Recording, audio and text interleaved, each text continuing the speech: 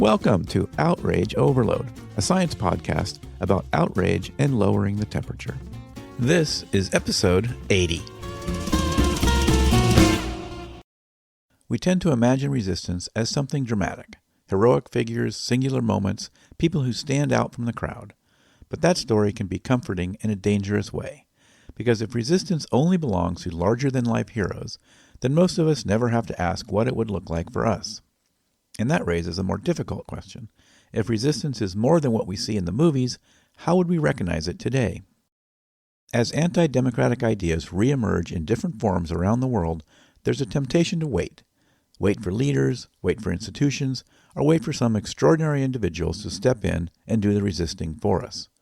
History suggests that waiting can be its own form of acquiescence, not because people agreed with dangerous ideologies, but because resistance felt too risky, too rare, or too heroic to attempt.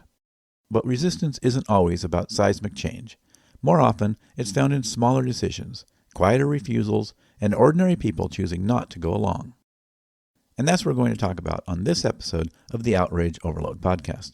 I'm your host, David Beckmeyer, and our guest today has spent years studying exactly that question. Not through myths or symbols, but through real people, real choices, and real consequences. Hi, I'm Dr. Luke Berryman. I'm the founder of The Ninth Candle, a Chicago-based nonprofit organization that helps schools to improve Holocaust education across the United States. I'm also the author of the forthcoming book, Resisting Nazism. What makes this conversation especially valuable is that this work doesn't treat Nazism as a frozen historical episode, but as an ideology with recurring patterns. It examines how beliefs about world historical destiny, racial hierarchy, and the legitimacy of violence show up again and again, sometimes wearing very different clothing. Just as importantly, it reframes resistance as something most people could do, but rarely imagine themselves doing. This perspective matters, especially at a moment when many people feel overwhelmed, polarized, or unsure where responsibility really lies. So if you've ever wondered what resistance actually looks like, or whether small acts still matter in a world that feels increasingly extreme, stay with us. This is a conversation about how dangerous ideologies take hold, why waiting for heroes is a risk, and what resistance might look like right now in ordinary lives. Let's dive in. So Luke Berryman, thanks so much for coming back on the show. Yeah, thanks, Dave. I'm excited to be here again. Yeah, I really was blown away by the book. Right away, it captured me, and it did throughout the whole book. So I'm going to do this interview a little differently than normal because I don't want to give too much away because I think people have to go read the book. So hopefully that's going to be a strategy that works. It doesn't backfire on us. But I really do. I think it's a great book, and I really appreciate you writing that. Yeah, thank you. And thanks for reading it, and thanks for having me on to discuss it. Yeah, and there were so many parts to go with. I was mentioning before we started that I've kind of played around with what questions to ask. And so again, if there's something that sounds like an opening to something you really want to make sure we talk about, feel free to just insert it in if it somehow wasn't part of the questions. But Sure. I kind of was going to try to steer it a little bit towards some of the social science, moral psychology type things that we do talk about on the show because I think there's a lot of overlap. One thing you talk about is this. I'm probably going to not pronounce this name quite right. Ditlev Peikert, is that how you pronounce it? Something like that? Peikert, yeah. Peikert, yeah. And he talks about this tiered idea of resistance, from sort of a scale, nonconformity, refusal, protest. So I was curious to just have you talk about that a little bit, and if that adds some sort of nuance to this whole story of resistance. Yeah, it's a great place to start. I was fascinated by his idea, and I think it's also worth underlining that this is an old idea. This is something that he came up with, I think, the late 70s, early 80s. I'm forgetting the publication dates off the top of my head, but this is work that was done a long time ago. So it's not at the cutting edge of historical or sociological studies by any means. But I think it's interesting to revisit because I feel like a lot of what he wrote has been, I don't want to say forgotten necessarily, but it's just vanished in the meantime. I think in the decades since he was writing, uh, the general view of resistance seems to me to have become far more black and white, far more reductive. Um, and either one was a kind of great pioneering hero who risked absolutely everything, someone like Oskar Schindler, for example, who most folks are familiar with through the movie Schindler's List, or they were perpetrators or bystanders. And I think there's a lot of different reasons that narrative has become so simplified in recent years. But I was taken away by this book when I first saw it in his research, and the idea that there are levels beneath that kind of final stage of over uh, risk everything uh, resistance, uh, and that instead all of these kind of much smaller gestures can still count for something when you are working against a extremist or totalitarian system. Um, and yeah, that theory then informed who I was picking out to study in my book, because I deliberately wanted to go toward the people uh, where the definition of resistance might be problematic, or where it may not be as immediately obvious as a resistor like Oskar Schindler. Not to diminish his achievement by any means, but what I wanted to do was cast light on all these folks who had done things that were really important and that really did make a difference, but have been almost completely forgotten since 1945. Yeah. Well, and to that point, you also talk about how Nazism has always faced resistance, Mhm.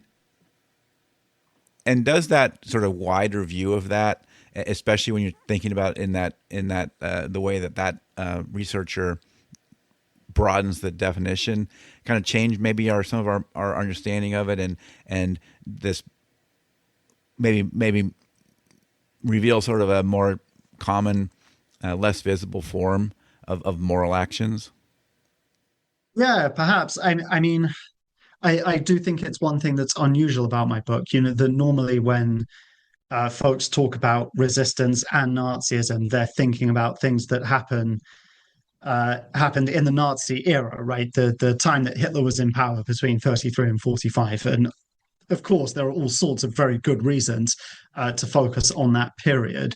But I instead wanted to treat Nazism as an ideology. So that meant following it from the moment of its birth right up to the present. Obviously, it reached a peak, an apogee, a mountain in Germany in the years between 33 and 45, but it was around before 33, and it certainly survived after 1945. And once you take that longer view into perspective, again, the way that you look at resistance and how you define resistance necessarily changes, because uh, any form of resistance in Nazi Germany was extremely perilous. Uh, but then once you're talking after 1945 and you're talking different countries around the world, again, the ways in which people can resist become a lot more nuanced, and uh, yeah, they kind of multiply. Yeah, so I'm going to sort of go and cover both those things, but one at a time. So I was first going to Okay. add a little bit about you talk about that most Germans, that it seemed like not that many Germans engaged in sort of this active political resistance, and that maybe the reason was things like that they kind of acquiesced to them, or they just learned to tolerate them, or maybe even they supported them. And maybe I'm getting that wrong, but you let me know there. And then so based on your research on that, what are some of the social science mechanisms that maybe that conform? Would we see conformity, normalization? I mean, what are some of the things going on there that would move a populace to from opposition to acquiescence? Oh, well, I think in the case of Nazi Germany, and I do think this doesn't get said often enough when we're tossing around comparisons between the present and the Nazi past. Um, what made the difference then was extreme violence. Uh, you know, you people can draw comparisons between that era and our own era. And as I say in the book, there are some genuine points of overlap, which are obviously extremely concerning. Um, but one real point of difference is that the Nazis utilized extreme violence as a political tool in a way that I think really hasn't been seen in the West for a very long time. Your odds of just being gunned down in the street for voicing political opposition, that's not something that happens in the present day United States.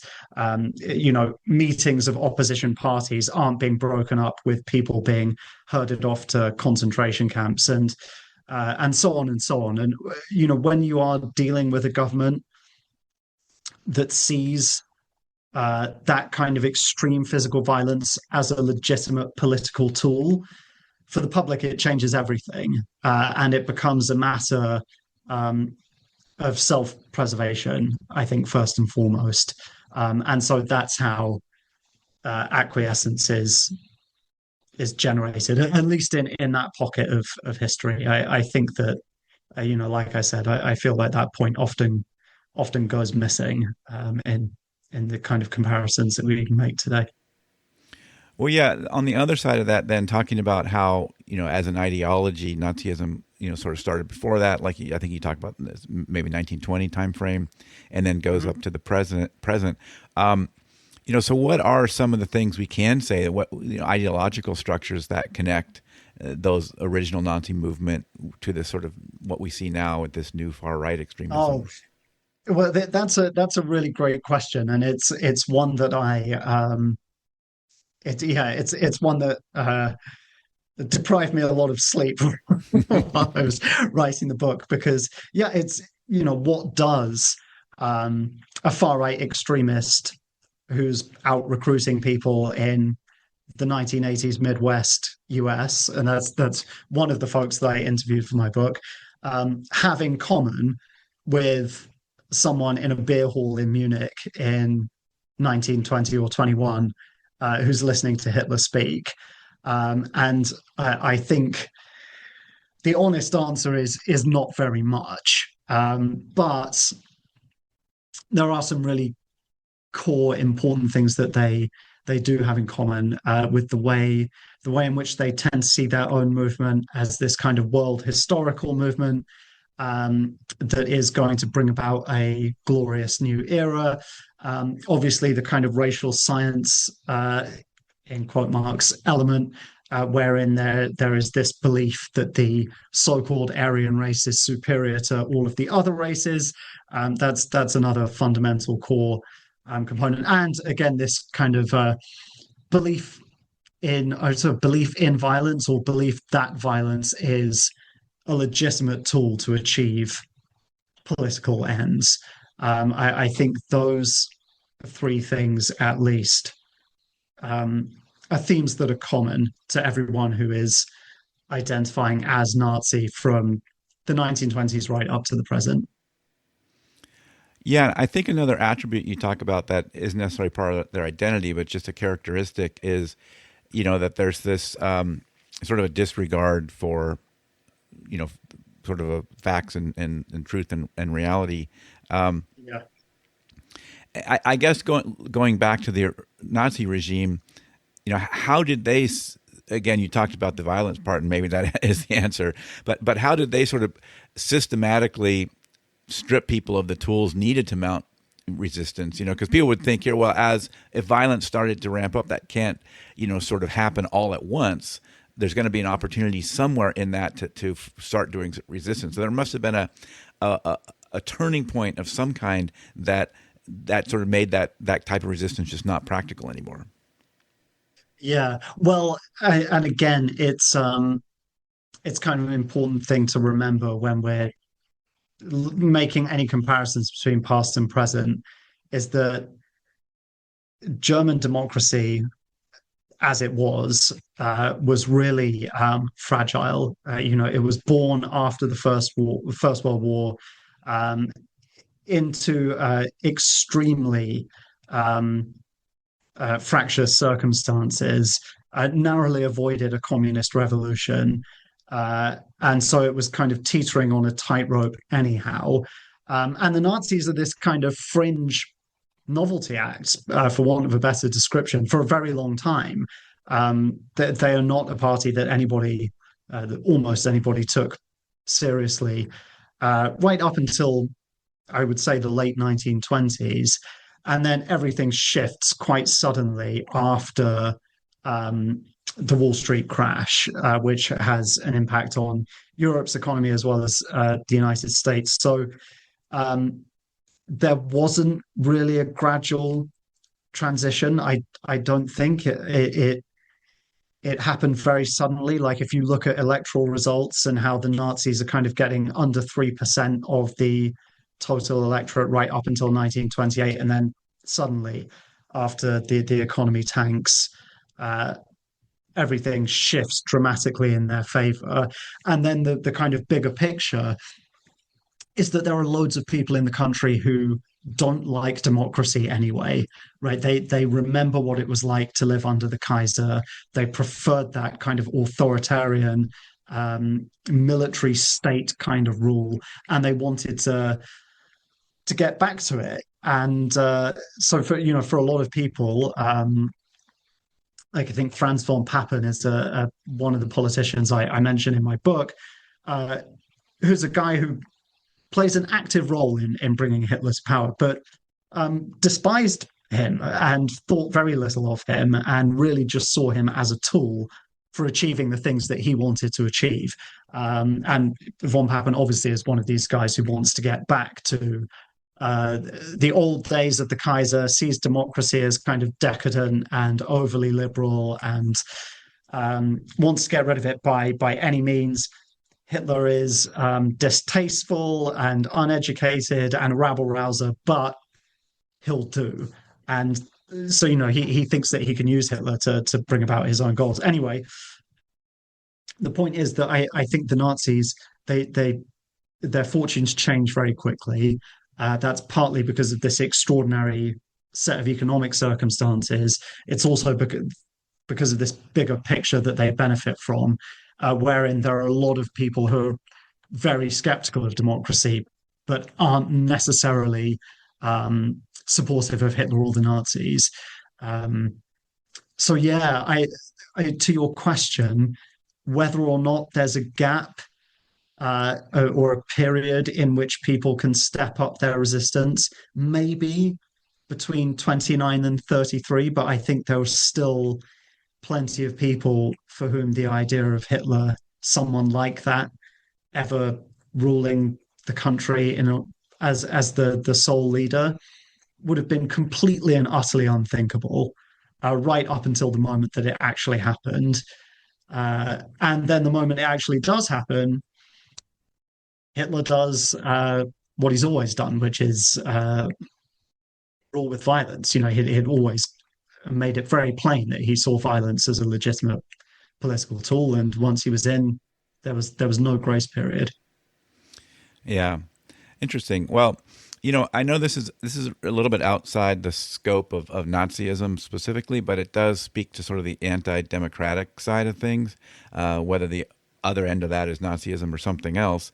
And I do see some parallels there, that there's a movement maybe isn't quite right, but there's a segment of the population that's frustrated with quote unquote democracy, and some of these democratic institutions, and sees it as sort of corrupt, sees these institutions as corrupt and not serving the people anymore, and that kind of thing. And there's there's a lot of polling that shows that there's an openness to some of these non-democratic approaches, and depending on which polling you go with, might be as many as half the country are at least sort of apathetic to it, if not downright in support of it.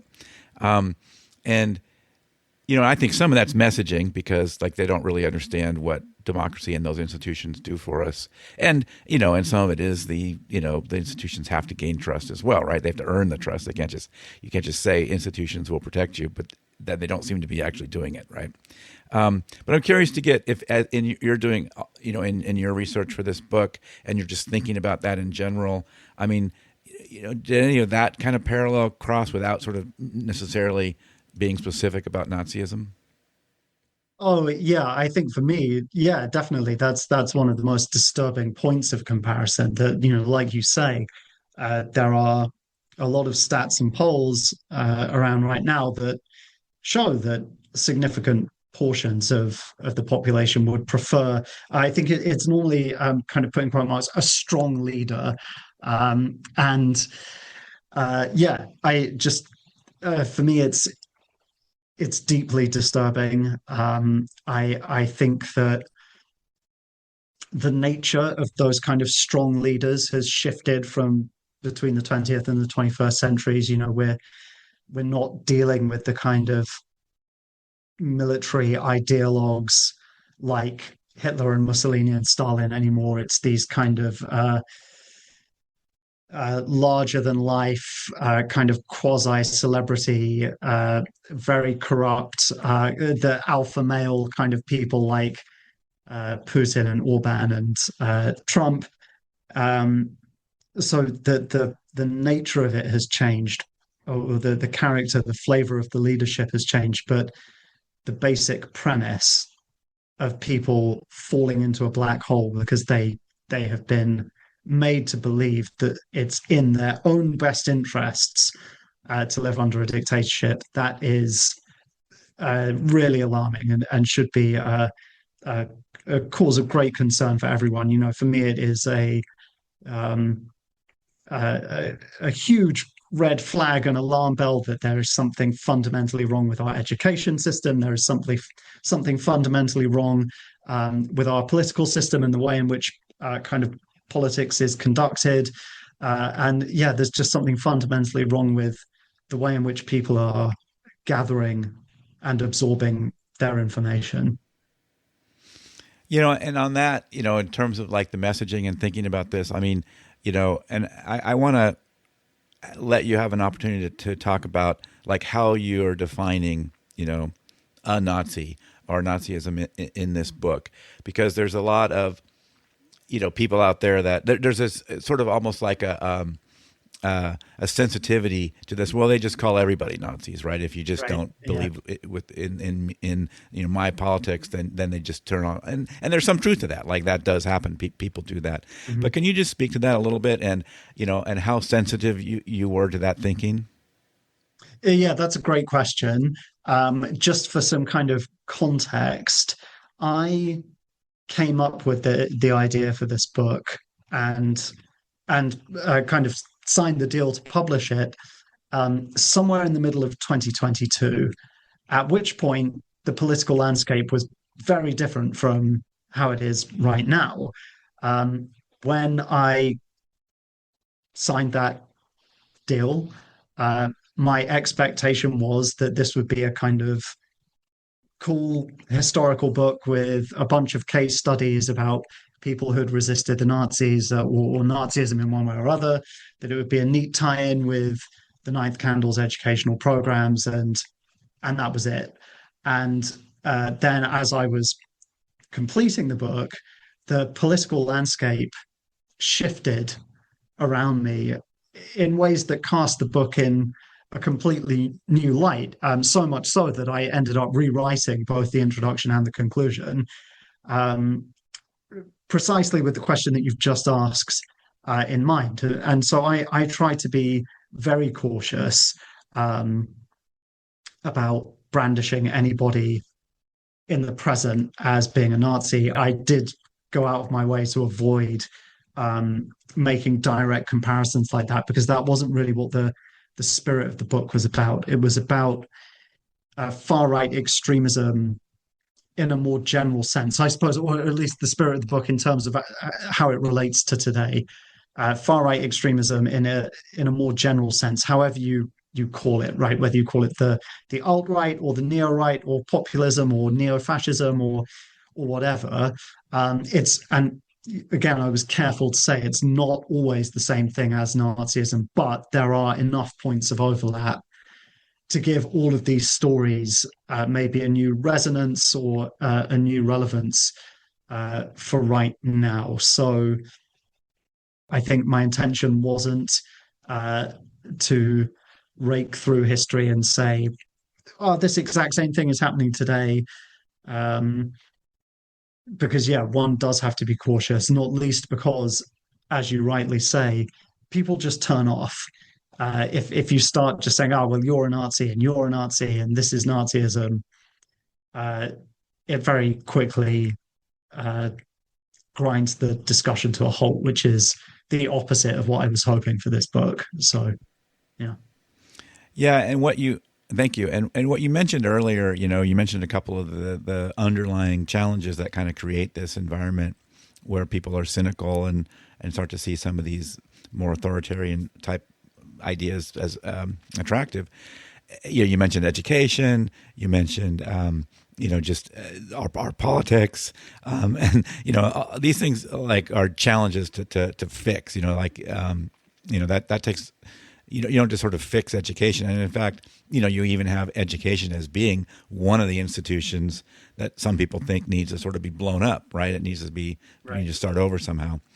So, and I know the work you're doing with Ninth Candle is obviously on that mission. And we talked before the last time you were here that none of us can sort of just go fix everything. We've got to pick a place and put our energy in. But, so how do you feel about, I think I've talked with a lot of people about this idea that, we can often feel pretty discouraged that the work we're doing isn't getting anywhere until it does. You know what I mean? It's like one day, oh wait, it did make a change, and we see this change happening kind of fast. So maybe you can just kind of talk to us about sort of your optimism and your sense of can we pull ourselves out of this, and what might be some ways we can maybe take some steps towards that. That's a great question, and I think for me, um, especially one of the things especially that struck me about the people that I write about in my book is just how many of them weren't seeking to make some kind of seismic change and weren't seeking to get any kind of recognition for what they were doing. Uh, they did what they did because somewhere inside themselves they knew it to be the right thing, and they knew that it would make some difference, even if it was only a microscopic difference to one person. Um, for them, that made the action worthwhile, nevertheless. I think today, and again, one of the things that I hope to demonstrate with the book today, especially for young people, with this reductive idea of resistance that they meet in many corners of their life, that one is either this kind of Schindler-esque pioneering hero or one is a bystander. um for a lot of them, they've got this idea that unless I'm out in the street hurling Molotov cocktails and risking my life, I'm not doing anything, and I'm not going to do that, so I may as well do nothing. And that's how apathy can very quickly set in for a large swathes of the population. I hope that the book will show that resistance can be about more than changing all of society overnight, or about more than these kind of daredevil heroic actions, and about more than being recognized as a hero. That it's about doing the right thing because it is the right thing, and about affecting change where you can. And then, if enough people get on board with that mindset, that's how society as a whole begins to shift and turn around.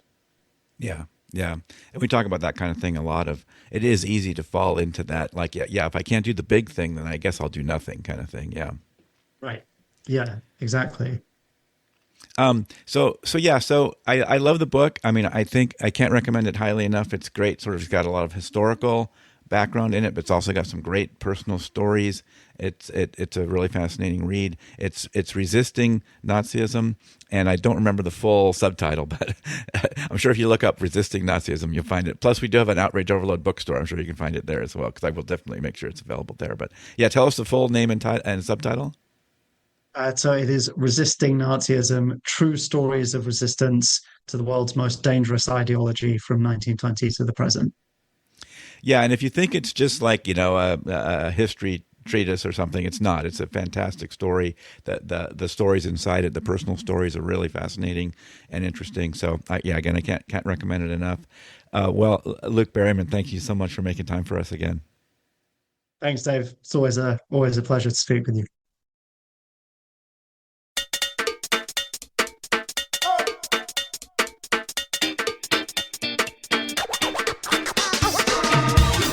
That is it for this episode of the Outrage Overload podcast. For links to everything we talked about on this episode, go to outrageoverload.net. If something in this episode sparked a thought, or maybe even lit a fire, I'd love to hear from you. You can leave a voice message or even schedule a quick one-on-one chat right from our contact page at outrageoverload.net/contact. If you found this episode valuable, please share it or leave a review. It really helps. Thanks for listening, and I'll catch you next time.